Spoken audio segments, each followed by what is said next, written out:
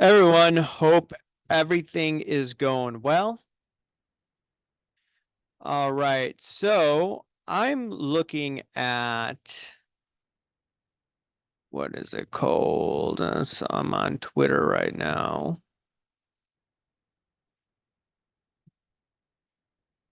I'm on Twitter and I saw this Paru Saxena, however you pronounce his name. Sorry if I'm pronouncing it incorrectly. I was sent this by one of my sports card subscribers, and he makes a really good point. This is where the rubber meets the road. We are now 14 months into the persistent yield curve inversion, so the next few months will confirm. And the starting points of previous persistent inversions, start dates of recessions, magnitude of S&P declines during each recession shown below. And if you look at this, they're looking at the 3-year versus the 10-year. And if it's inverted, according to this is what they're using for the yield curve inversion.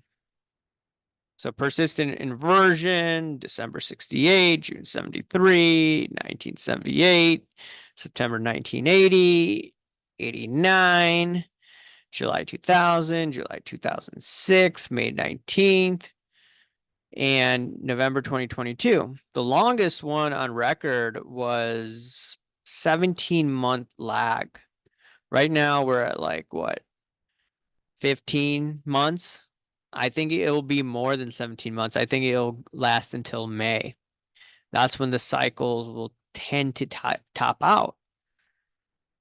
What will the S&P decline be? We shall see. I think this is going to be a nasty crash. All right.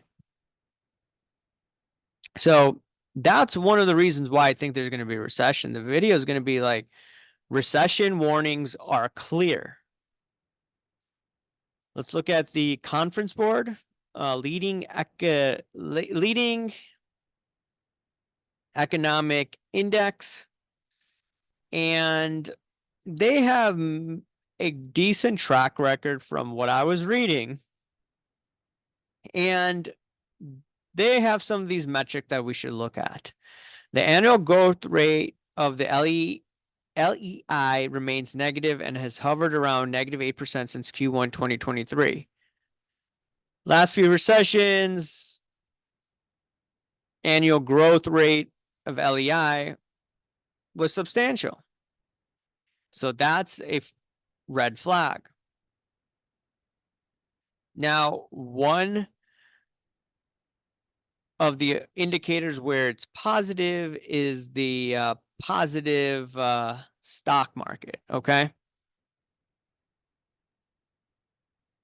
It's saying that, however, though, you could see the S&P index is 0.29.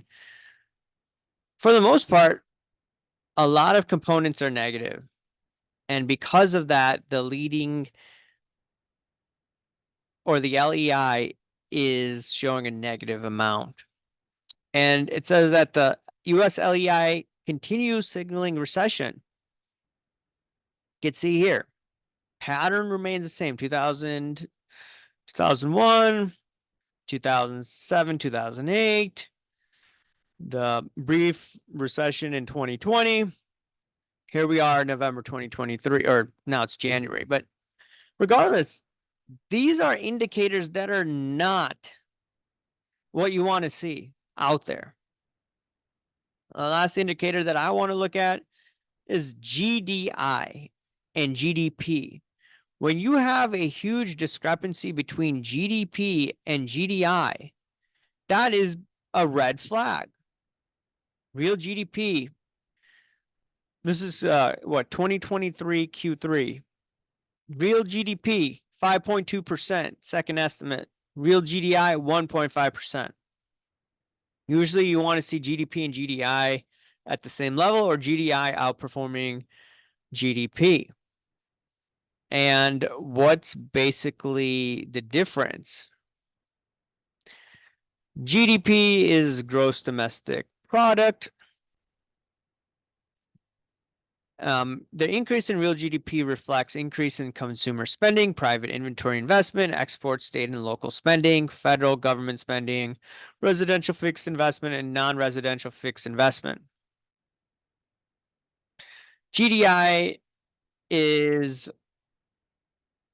basically profit from the corporations out there. And what I find quite interesting, we could look at an actual definition here. GDI definition. It's a measure of nation's economic activity that counts all the sectors of the economy generate, including wage, profit, and taxes.